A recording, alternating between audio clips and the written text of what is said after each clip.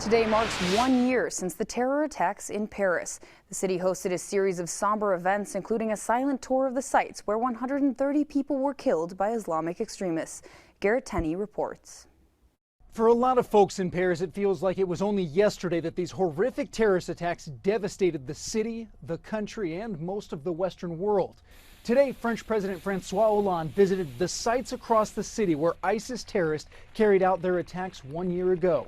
130 people were killed in a series of highly coordinated attacks targeting bars, restaurants, music venues, and a sports stadium.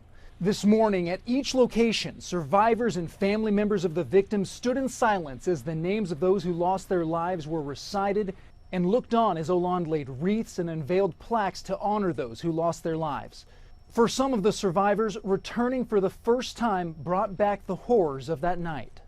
The most terrible was when there was some exchange between the terrorists and the police. There were some of the bullets went into the wall, and I was just on the other side of the wall. Today's ceremonies follow last night's reopening of the Bataclan Concert Hall, which was the bloodiest and longest of the Paris attacks. Tickets for the reopening quickly sold out, and British pop legend Sting opened his performance with a moment of silence. Even a year later, France remains under a state of emergency, and the country's prime minister says the threat of additional terrorist attacks remains all too real.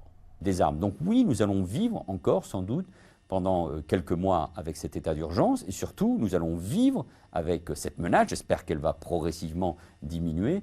Only one of the terrorists behind the Paris attacks is believed to be alive, and 1 year later, Salah Abdeslam is still in jail awaiting trial in France.